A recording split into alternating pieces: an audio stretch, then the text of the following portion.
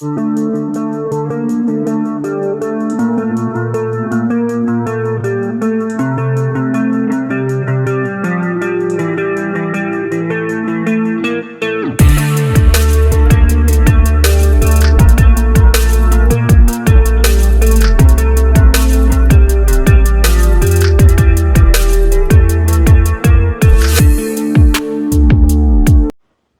it going, Gearland? Today we're with Tuck. He's a longtime amp tech, electronics tech in general. He had his own TV business, had a lot of gigs in the past where he's worked with bands, touring with them. How's it going, man? Great. I learned my electronics in the Navy. I wanted to put that in there. The Navy's got great electronic schools, and that's where I learned everything.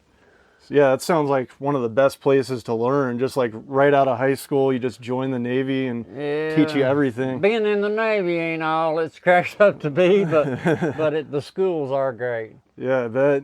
So like, what do we got today? Like, you did a mod on like a Deluxe Reverb Silverface? This is my personal amp. I bought this just recently. I've always wanted a Deluxe Reverb. Yeah. This is a Silverface 1974.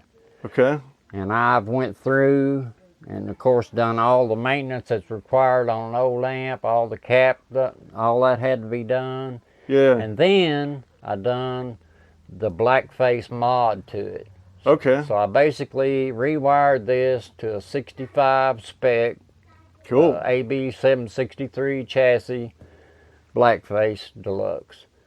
And it's a big difference. So what is the difference? Like just so some of the people watching could understand. Like, the main differences that they did when they changed this chassis to the Silverface, yeah, were in the tone circuit. They changed all the values and they upgraded the wiring and that kind of thing. But actually, they downgraded a lot of things because CBS had bought them out. Okay. And they started using cheaper parts, and the wiring was cheaper wire. That was the main thing. The way they wired them, they used to hand wire every piece of it.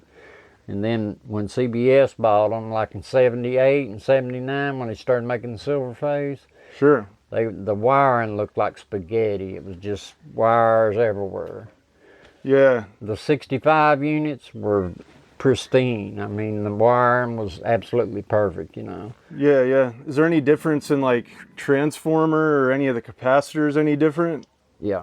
The transformers are identical, okay? Okay. Until they came to the high power units, the ones that had the master volume. Okay. Had to push, pull, boost and all that. Those had a different transformer, but this here's a 74. It had none of those changes. Okay. Now, every year there's a few different changes, so when you do one of these, you have to look at the schematic and see what all they did different and put it back to the 65 specs. Okay. And you started with the filter caps, right? This is something that's not a mod. This has to be done on any old Fender amp that you're fixing up to use. If you want it to be reliable, the power supply caps, they start leaking after 10-15 years. This is 45 years old. Oh, okay. So it's three times. The caps in this were shot, and that's what causes these old amps to hum. Yeah. You get that 60 cycle hum. And this right here is what they are. This is what came out of this amp. Let me take one out and show these guys. Yeah. I don't know if you can see that, but there's... Hold it still. They were paper. All the old ones were made out of paper instead of metal. And let's check out the new ones, man. All right, I'll show you what we replaced these with. This is what they call the doghouse. Doghouse. Yep, the cover for these caps. This right here is something that has to be done to any of these old amps you want to use. Sure. It's going to be interesting to see how many filter caps are inside of that. Wow. Now these are the best caps you can put in one. These are made by Sprague. For instance, this 20 microfarad 500 volt cost $11.95 a piece.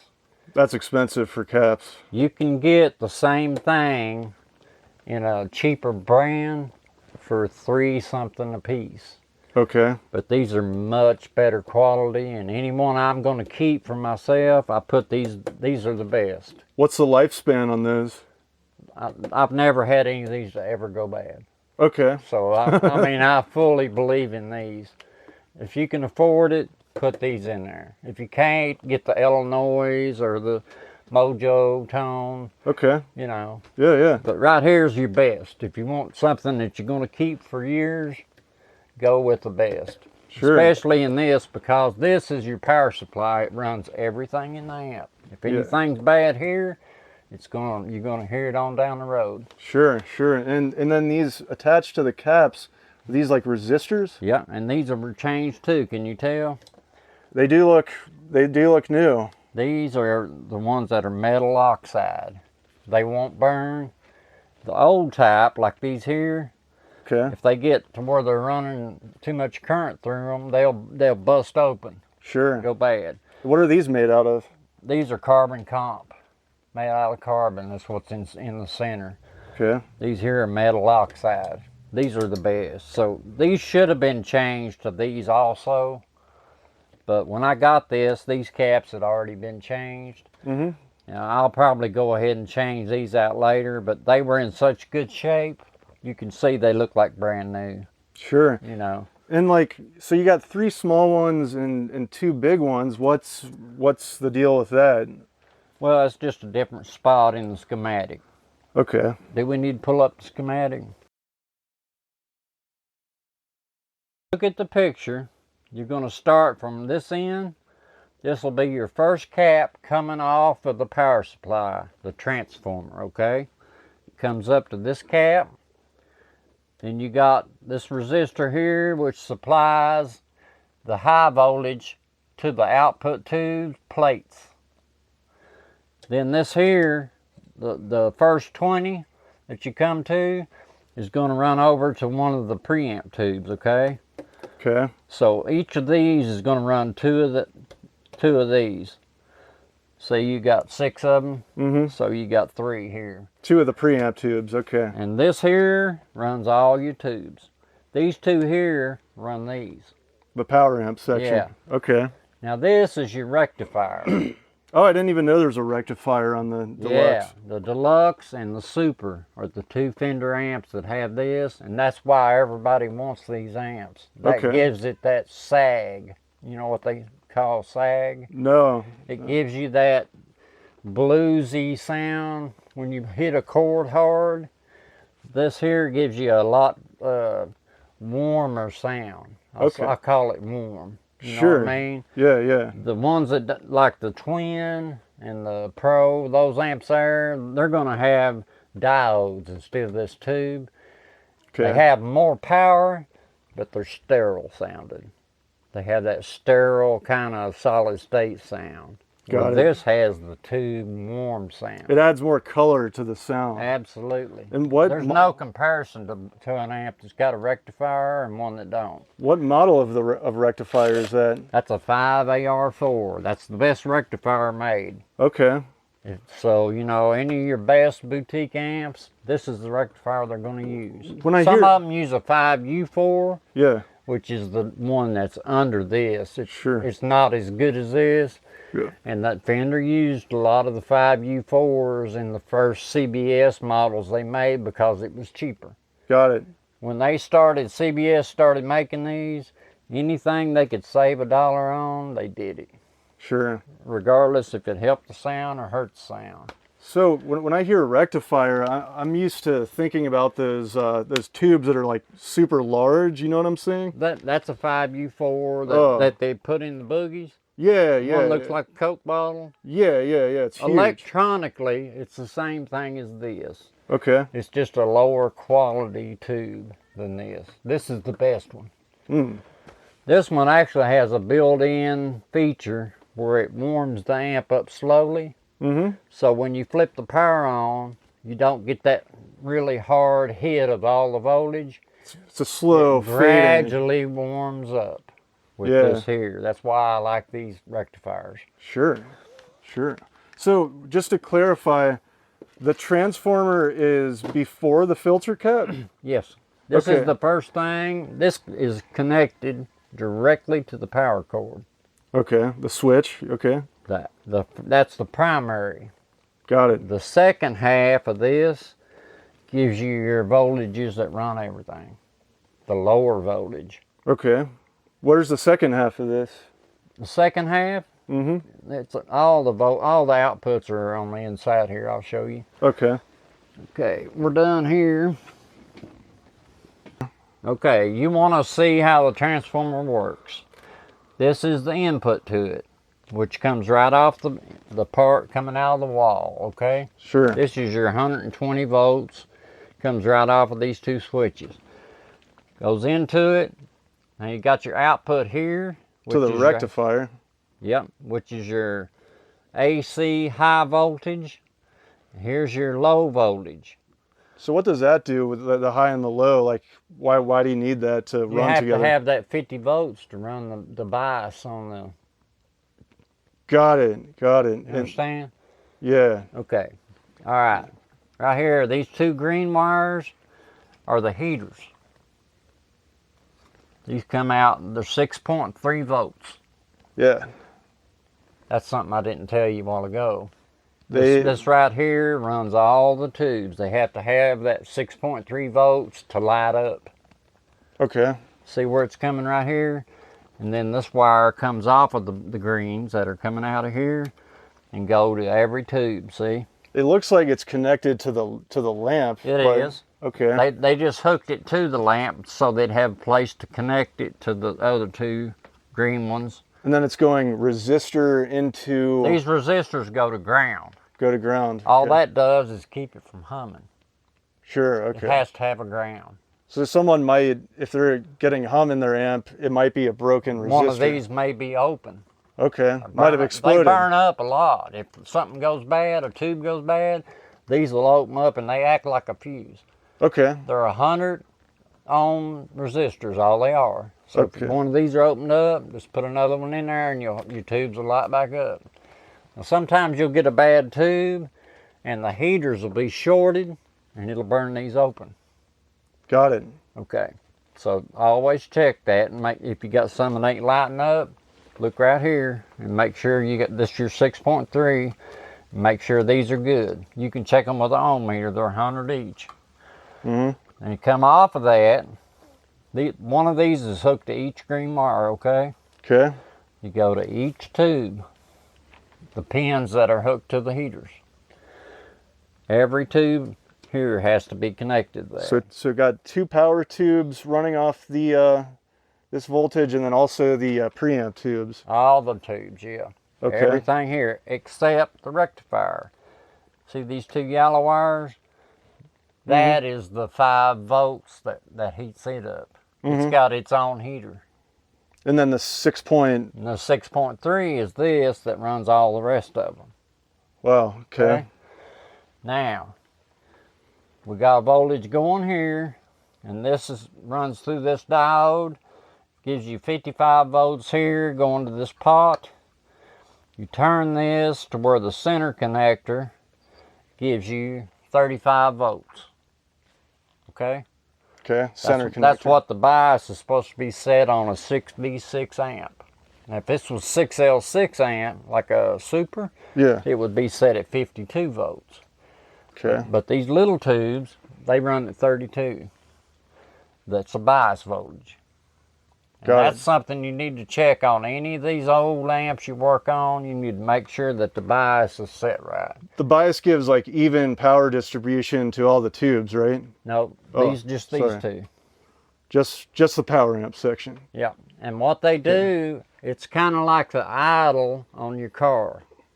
The bias on these tubes is the same thing as adjusting the carburetor on your car. It sets the level that these two run at. If you turn them too hot, they'll burn up. If you turn them too cold, they sound awful. Okay, so you got to be right in that sweet spot. 32 to 35 volts. Okay. And always check that if you're working on one or retubing one. Okay, next thing you want to do, you know, of course, after you put all new tubes in, you want to check that and make sure if any of these have turned white, they got a place that's let air in the tube. Okay. Change all those that have turned white. And I always like to do them one at a time. Get the amp working and change this tube, pull that one out and put a brand new one in, and look at it on my scope and see what that new tube does. It should make the signal bigger. If it's a better tube than what's in it, your signal that you're looking at should get bigger. You know, if it gets littler, you know you got a bad one out of the box. And that does happen. Sure. You get bad tubes out of the box sometimes. Sure. And I think that's what I was referring to about like an even power distribution. Yeah. I've heard that you want to bias all of your tubes. Is that right? Or Yeah, yeah. okay. They're talking about output tubes now. You don't bias preamp tubes at all. Got it. Okay. They're biased and they're set at one level. You don't change them. You know. All right. They're talking about output tubes. You know, like a twin, I have 4 of them. You have to set all 4 of them. This one's got 2, and each one, you know, like the little bitty Fenders got the EL84s. They set it at a different bias. So you know, you have to look at your schematic and see what to set the bias at. Got it. Okay. All right. And then these are, what are these tubes again? Not the 6V6s. 6V6. Okay. That's what goes in all deluxes, and they go in Princeton. Oh, Those okay. 2 amps. Nice. Another little thing you need to know, all those amps in that series, Princeton, Deluxe, Super, Pro, and Twin, they all have the same exact preamp. You know what I mean? Mm-hmm. All the small tubes are wired up exactly the same. If it's a twin or this little amp here, there's no difference. From here back is the same amp on all those amps. They made this preamp sound so good. The only thing they change on any of the bigger amps is the output section so that it has more power on the bigger tubes. And then they don't have the rectifier. They use a diode. Exactly. Okay. When you use diode, you get more power. Less tone, quality, but more power. So if you need something really blasting loud, you want diodes and you want the 4 6L6s, you know. Sure, sure. And I think they're making a twin now that's got 6 6L6s. You know, God damn. They make a boogie like that. Is that 3? Triple rec boogie's got 6. Does that mean it has like 3 channels on it? If it's got No, many- that has nothing to do. They only have 1 channel. This is a 1 channel, mono. It's not stereo. It's mono. That twin has got 4 tubes, and they're all in mono. All 4 of them tubes push 1 signal.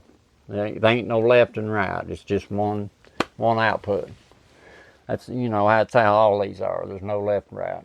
Okay, so you recapped this with the orange capacitors right here, right? Yep, these are called orange drops.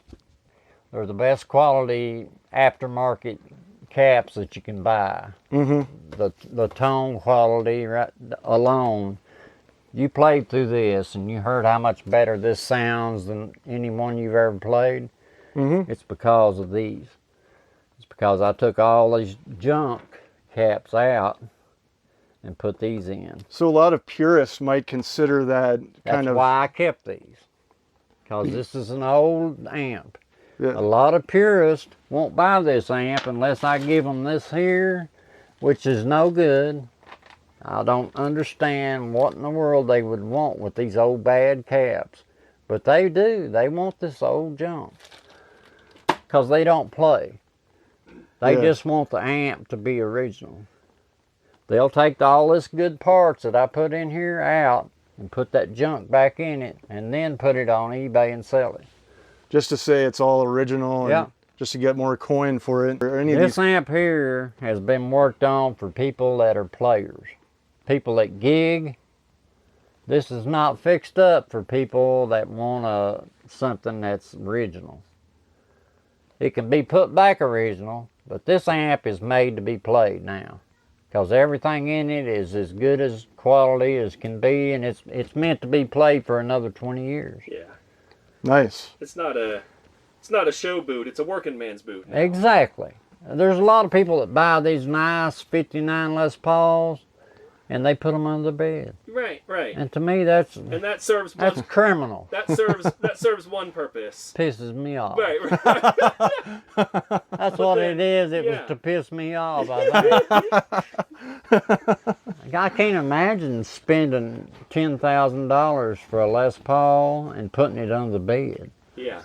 Man, I mean, Taking it out just to show someone, and that's why this guy here, I really respect him, Joe Bonamassa. yep. He plays those original old 59 Les Pauls on tour. Yeah. He takes them out on the road. I mean, he wants the best sound that there is to be had. I mean, that's what those instruments were made for, to be played. And the next thing you want to do when you redo them on these amps, you want to change all of these tone caps. And these are the tone caps right here. You got three, you got a bass, a middle, and a treble cap for this channel.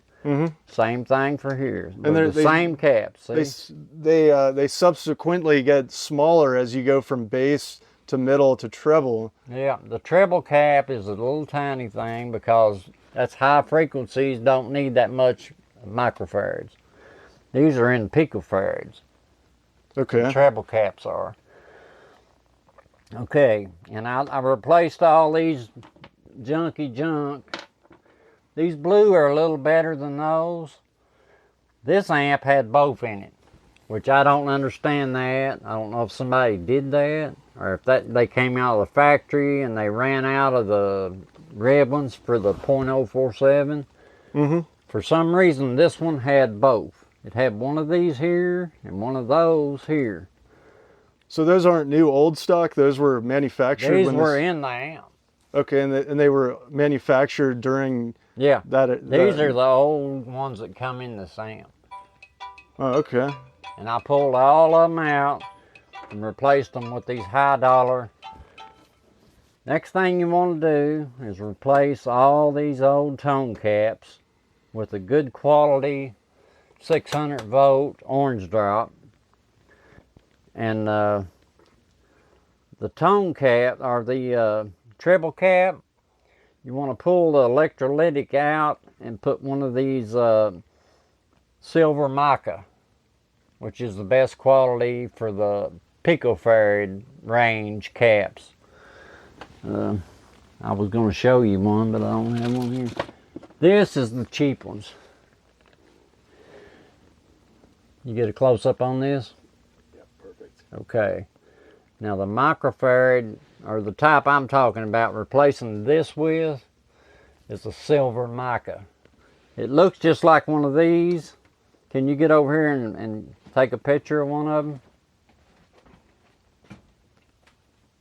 Right there. Gotcha. See it? That's what I replaced them with.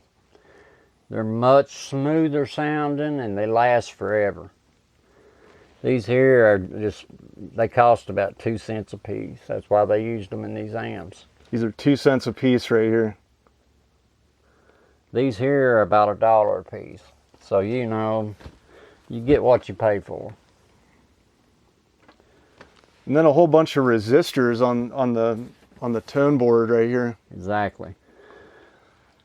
You want to change out all the plate resistors, which a plate resistor is what provides the voltage for each tube.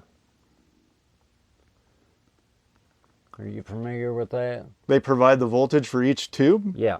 They The plate resistor is what supplies the voltage to each tube.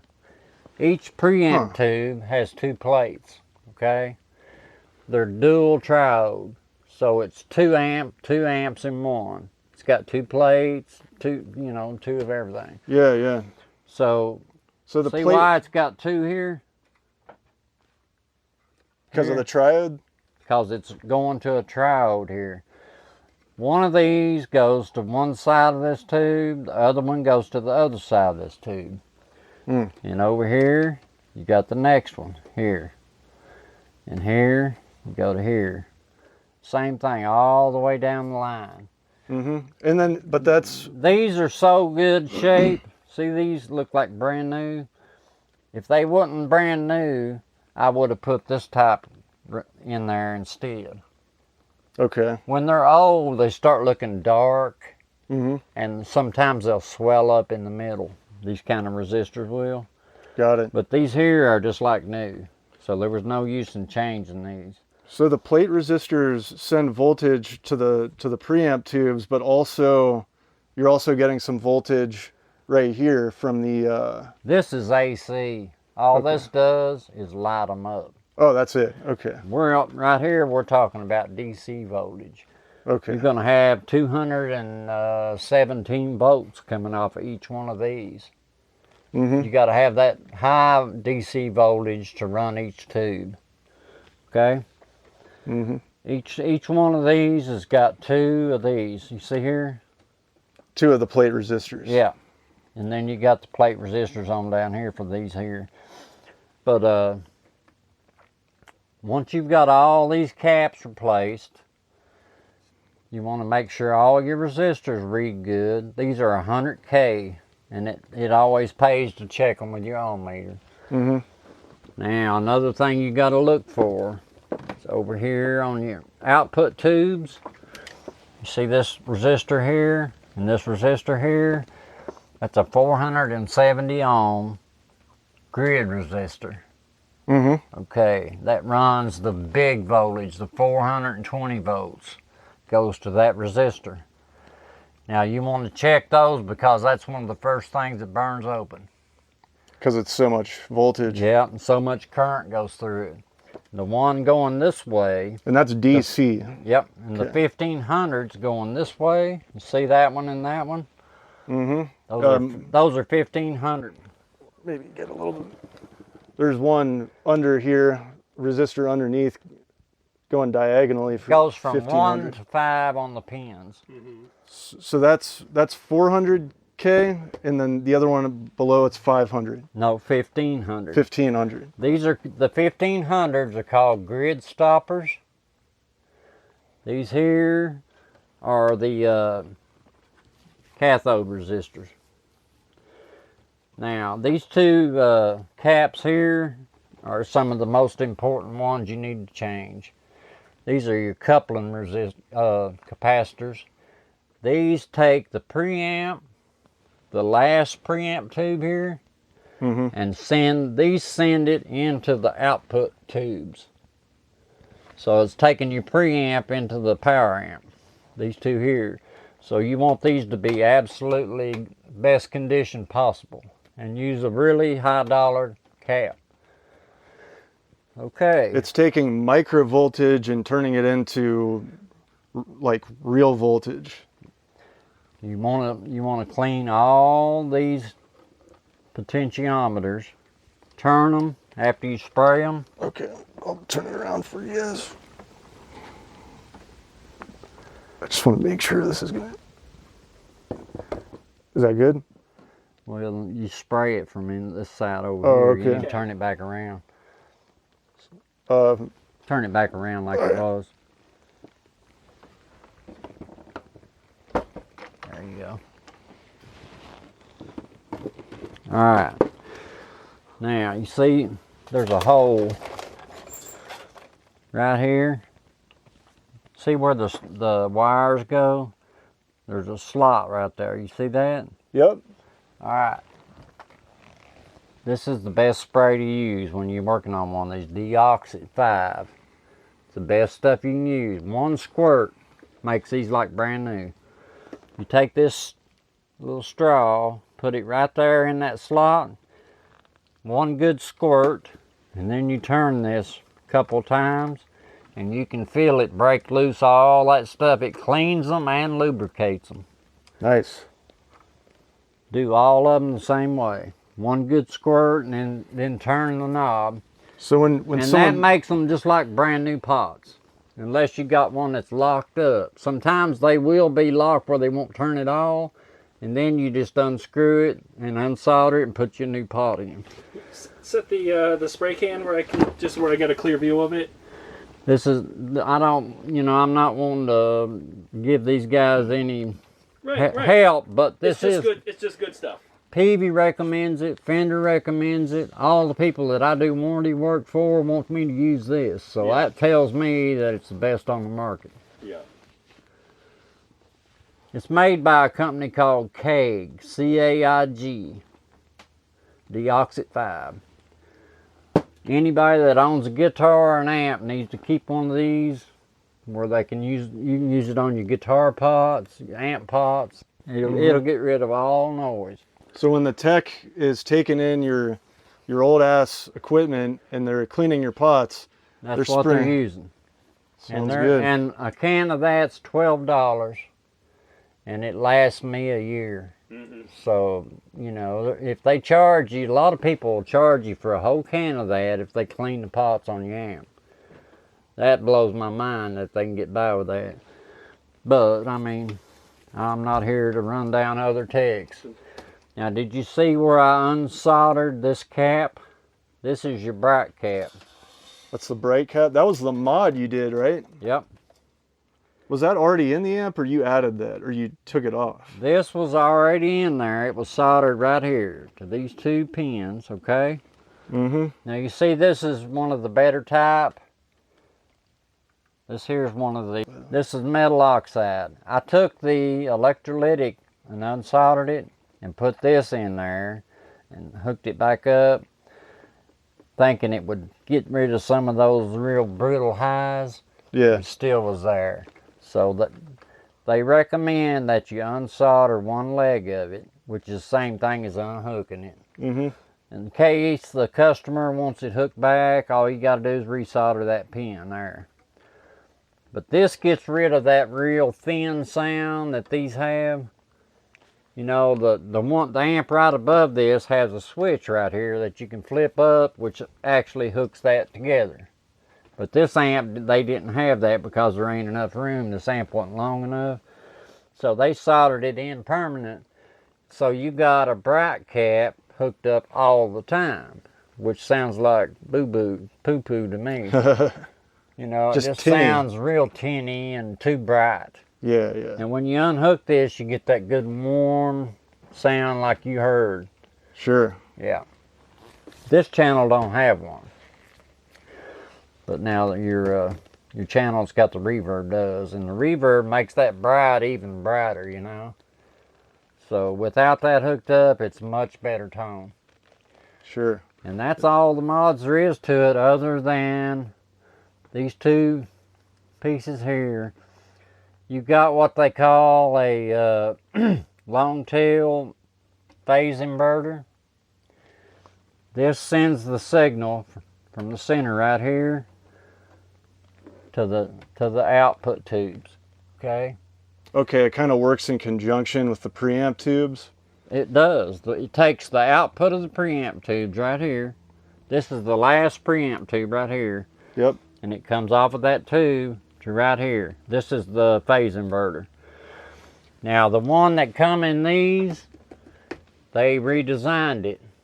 This is wired up like a Blackface. The one that CBS made for this amp, they messed the amp up by changing it. They made it real bright, and they made the bass flubby. Have you heard of flubby bass? Sure. Instead of having a good tight bottom end, it was like plop, plop, plop, plop. Yeah, you know what I mean? Loose. It's kind of loose. They had a 47K and a 47K. And the Blackface had a 1 meg and a 1 meg. So you change these two resistors out. That's one of the mods to make it Blackface. And this one over here has a 82K and a 100K. You change what was in it to that. And that fixes it. That's the whole mod. Now everything is Blackface. Okay. And that's the whole job. Nice. Do you want to play through it and let him record some of how it sounds or not? Totally. We can. Yeah, absolutely. Chuck, how long does this whole process take you? I can do one in 2 hours, Okay. but I've done a lot of them. It takes Yeah, all day if you ain't ever done wasn't- one. It wasn't 2 hours the first time. No, absolutely. And that's if you got the parts laid out and you know, And you know what the... and yeah, I the know demon what order. goes in there. Yeah. Yeah, but it's well worth, you know, I don't know what people charge for the job. I usually get $150 for Blackface one, Okay.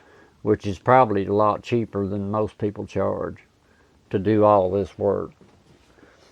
But Let's check out the cab real quick. yeah, this is not the original speaker. The one that was in it, the cone had came loose from the outside edge. So I put this is just an aftermarket speaker. And then what's the name of the speaker company here? This is Warehouse Guitars Speakers. Yep. 12-inch Reaper.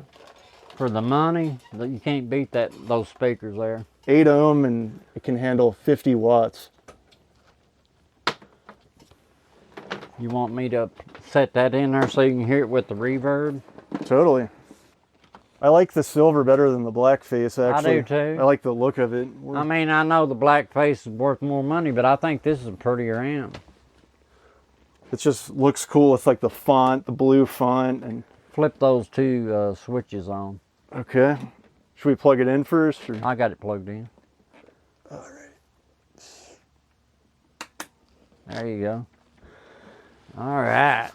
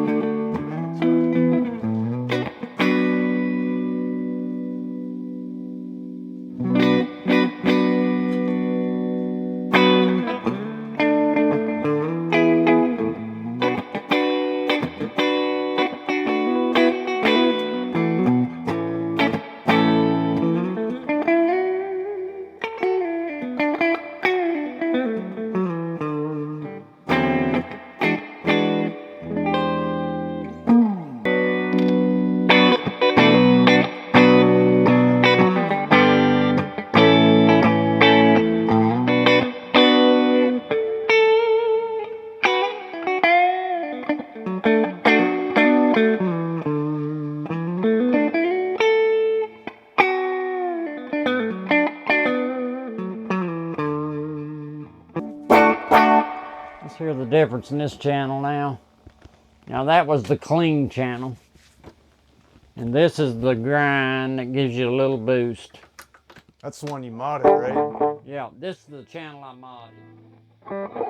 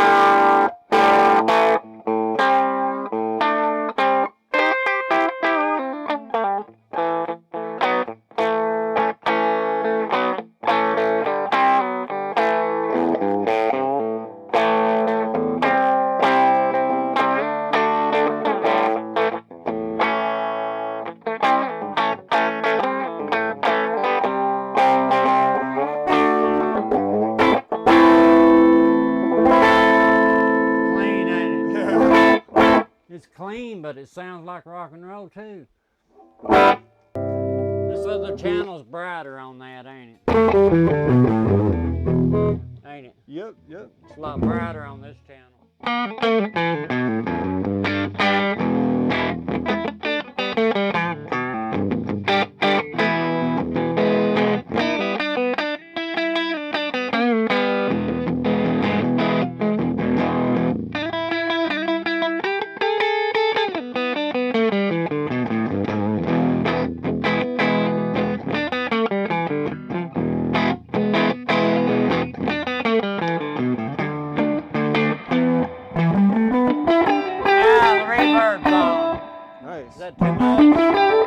like that's an awesome reverb level for me. Like it? Yep.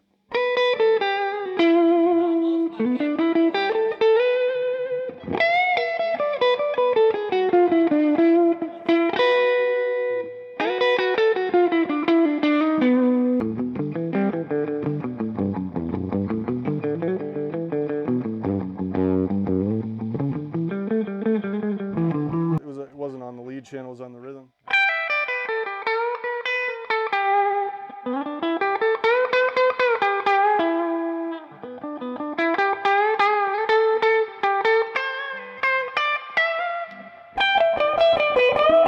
I like that sound. Yeah, that's nice. That like kind of like cut the mids or add Yeah. little mids.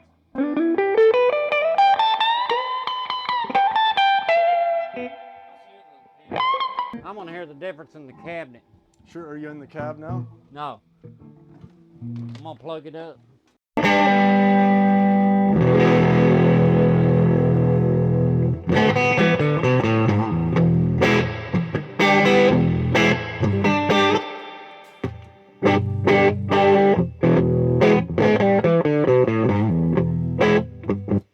Sounds better with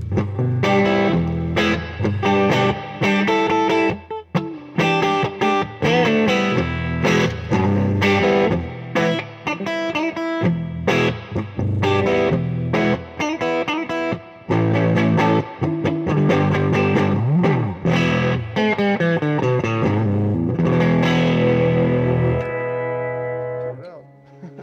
You like it? Pick. Hell yeah, man. You like the cab better than you do the 112? Totally. Me too, man. I'd like to have a 212, maybe a Mojo Tone cab or something like that. Mojo tone? Somebody, they make killer cabinets.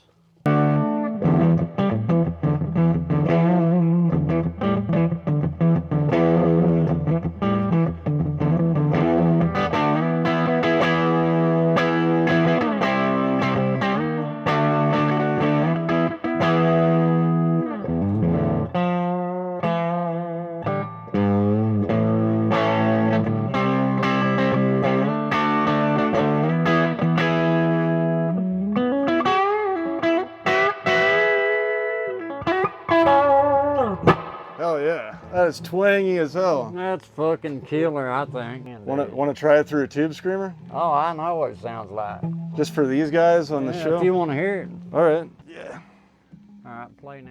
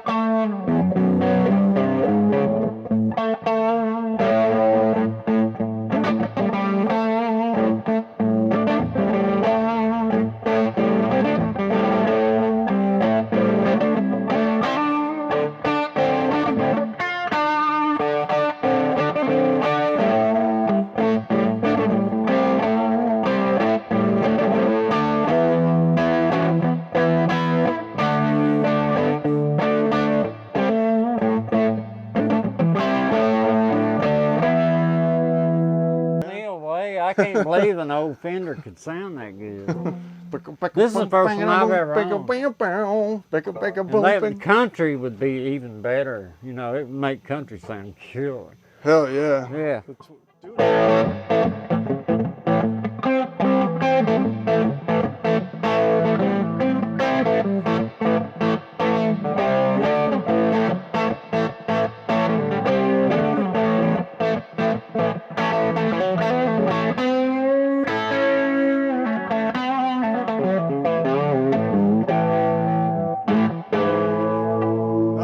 Nice. Nice bend, man. Oh, you like that? That bend was fucking Thought cool. that might catch you. That's one of them old countries. Yeah.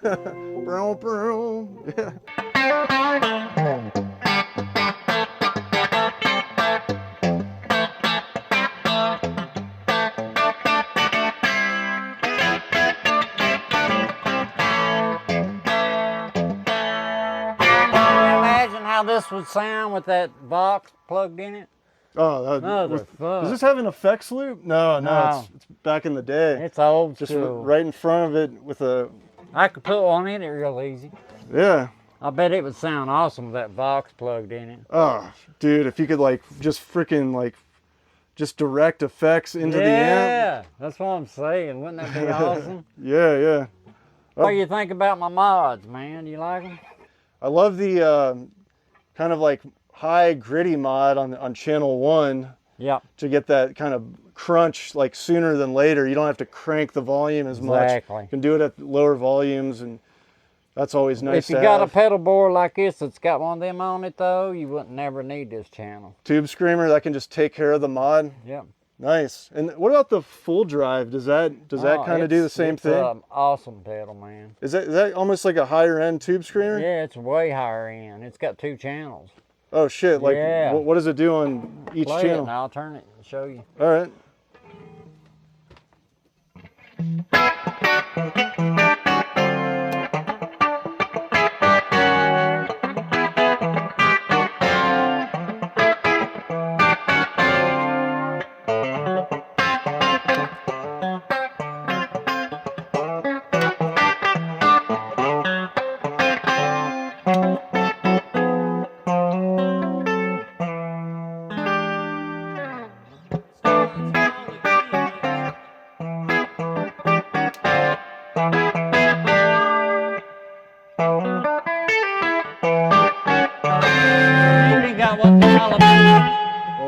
Then they got a boost that you can give it a little more if you want to do some lead and it ain't coming through.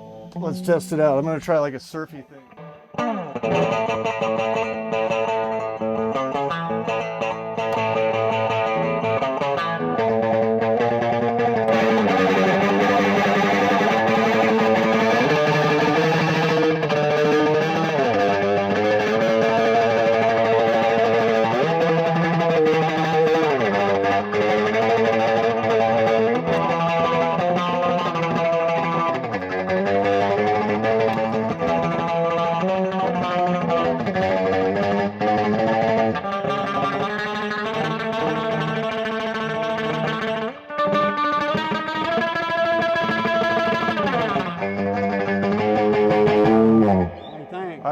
Dude, when you kicked in that second boost, that boost blows your shit away. that overdrive was just bam. Son, it'll cut through any mix, won't it? Dude, yeah. Of course, it's adjustable. You can turn that boost down where you need it. Oh, okay. Yeah. You know. So you got 3 channels there with just that. Yeah. But I think the best sound I heard, that right there sounded killer though. What you was doing. That was fucking awesome. I don't know. It may sound better than the Tube Screamer. What do you think? I think it sounds better. I like it better, the full drive. It's cleaner, ain't it? It's cleaner, and then it's it gets what they call a grittier. clean boost. Oh. You know what I mean? It don't give as much dirt, but it gives you the same, it drives the preamp of the amps, and what it does. It's got a comp cut, and then it's got a vintage switch. Yeah, and all of them do a big difference. All those make a big difference in the tone. Like what does the comp cut do? Does it like? Oh, it gives you that metal sound where it cuts the mids out, you know. Oh, gives you that screaming metal sound. It's like that Les Paul or the Mesa Boogie V-shaped exactly. EQ. That's what it is. That's what that is. Yeah. Nice. So I mean, damn. That's an expensive pedal, man. That full drive is. Probably $200 or $300 full bucks. tone shit's high. Always. You mentioned the Navy. Now, were you doing anything before the Navy, or that was? I was actually an automotive mechanic. Okay. I had went to school while I was in high school at the vocational school, and I was working as a mechanic after I graduated. I won one of these contests, you know, they had for the best mechanic from schools around here. And I won it, and I got a job with a Ford dealership in Corbin.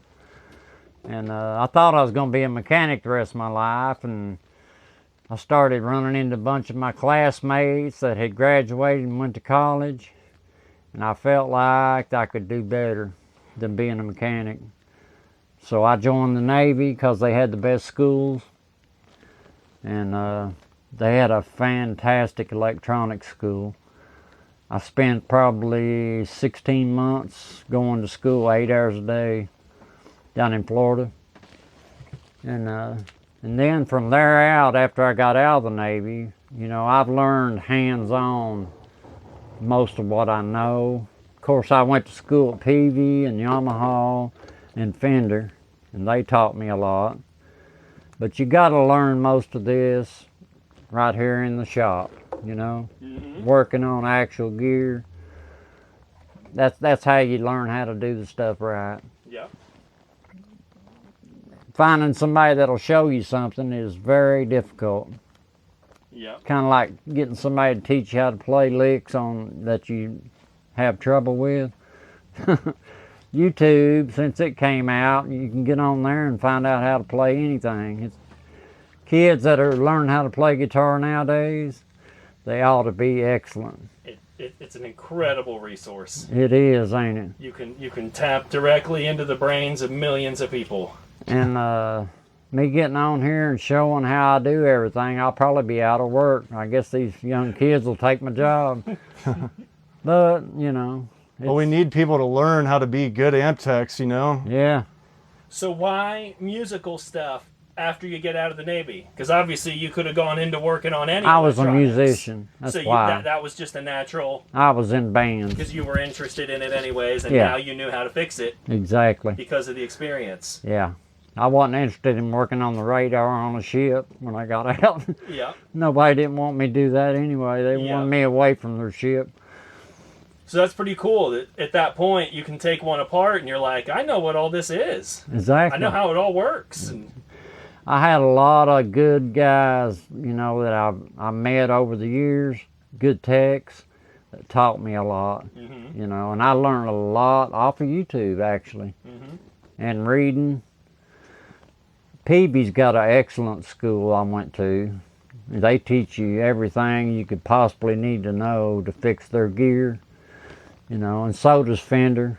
So how does that work? Do you pay to put yourself through it? No, they pay for it and everything. No if you're kidding. if you're a service center. Yeah. And I was a service center Yeah, to fix so- their stuff. Gotcha. And then they'll train you on how So all they the trained newest me, stuff. and you know, and every time something new came out, Yep. they send me the paperwork on it, and they would, if I had a problem with anything I was working on under warranty, Yep. they'd stay on the phone all day if they had to get me through it, you know, No kidding. teach That's me the new amazing. technology. That's cool. Yeah. Peavey was one of the best ones, the best company for helping their techs. Yep. You wouldn't think that, but they really were. Fender was one of the ones that I had trouble getting them to help me with anything, you know. Yep. I think there was a lot of people that was making amps and using Fender amps to make those out of, and they didn't want nobody getting in there and learning their tricks, you know. They wanted to keep Fender, Yep. which I can understand, you know. You mentioned before having trouble with bringing on young kids, or really anybody, Yeah, to teach them the business. I had a Grow shop. I had a TV shop in Corbin back in the '80s, all the way through about '95, and the state was sending me kids that was coming out of vocational school. Laurel County had a electronics division then, and they were sending me students that were the best they had, and I went through probably 10 students in 3 or 4 years. Never had one that eventually worked out to be a tech, you know. Most of them wanted to be in the computer field. Back then computers was big, and nobody wanted to be an amp tech unless they was a musician. So I didn't have much luck with students, you know. Yep. I tried to help them, but I ended up spending all my time fixing the stuff they broke. So when you fast forward that then 35 years, has that turned into there's not a lot of competition for you There's none. because they none of them went into it? There's none. Yeah. I mean, absolutely none. Yeah. I've had So for many Sweetwater miles, call me. So for many miles, you're the guy. Yeah. Sweetwater called me, the headhunter, want me to move to Indianapolis. And, you know, I could make big money if I wanted to leave here, but I'm 63 years old, man. You know, my days of moving away and all that. And I love being here in this part of the country. And I get all the work I can do anyway. Yeah. So a lot of guys come in. I from would like to Nashville? have a couple of guys that, you know, that are good techs to help me. I'd rent a bigger building if I had a couple of good techs. Yeah. But they're hard to come by. Yeah, Keith just brought up, you mentioned that you've got people coming decently far to bring you work. I have people from South Carolina, North Carolina, Nashville, Memphis. I mean, all over. Louisville, Lexington. There's just nobody they can get. There's techs there, but they're so far behind. You know, the guys that I got some guitar setups, just standard guitar setups from down in Nashville, they said it was a 30-day waiting period just for them to look at your guitar. And that's in Nashville. Yeah. Looked like there'd be plenty of guitar techs. You would hope. Yeah, And but there's not. If you can't get them in Nashville, then I'm guessing that means you can't get them anywhere. Well, you know, there was a guy that was in Berea. He was the best guy around here for doing fret work. His name was Glenn Thompson. He run Thompson's guitars there. He moved down there to Nashville and opened up shop. You know, and he's one of the best techs down there. But there's only so much one guy can do, you know. Yeah, if you don't have the flock of kids that Exactly. want to actually learn and work for you, Right. well then this can never become a 10-man operation. Most kids that I've tried to help can't even operate hand tools. Yeah. They have trouble using pliers, you know? I've seen guys hold pliers like this. Wow. Now, I mean, I'm serious. Guy that's come here to work for me holding pliers like this right here. You know, anybody knows you hold pliers like this. Yeah. You would think. Exactly. But I guess young people nowadays, their daddies ain't teaching them that kind of stuff. Yeah. All they're interested in now is video games and stuff like that. Well, it's 2021, so now it's easy for a kid to have a dad that never did that stuff. Exactly. And a granddad that never did that stuff. Right. So it's not difficult to So find I'm a kid a rare who's- breed, probably, yeah. ain't I? Absolutely. Yeah, it's not difficult to find a kid who's the third generation now of never really working with their hands. Yeah. My So that grandkids, knowledge disappears. my grandkids live here with me, and I've been trying to teach them, get them interested. Can't get them to even come out here and check it out. You know, I got an 8 and a 10-year-old. I can't get them know to your change. pain. I can't get them to change their own oil or Yeah. nothing. I mean, I didn't want nobody doing my oil changes when I was that age. Mm-hmm. Getting ripped off by Valvoline or something. Or... I enjoyed doing that back Yeah. when I first got my first car. I loved Yeah. working on it. You know. Yeah. I guess that was a different time. So Tuck, tell us about some of the ways that folks can reach you if they're interested in having their gear worked on. Well, you know, I carry my cell phone with me all the time. Yeah, yeah. And we'll give them your phone number. My email address. You want me to give you that? Go ahead. It's Jeff Skinner 1957 at gmail.com. You can get me there. You can usually get me on Craigslist. I usually keep an ad on there. It's got my phone number. Yeah, For the Lexington Craigslist, right? yeah. No, it may be Is there a Eastern London one? Kentucky. Okay. Oh, Eastern Kentucky now. huh? Yeah. Okay. I think there's one on Eastern Kentucky right now. Gotcha. And It's just a picture of this bench right here and me holding a guitar. Okay. So Gotcha. you can't miss this ugly mug right here. Well, we'll make sure they can find you. Great. Man, I think that's it. yeah, we'll see you. We got Next video too. All right.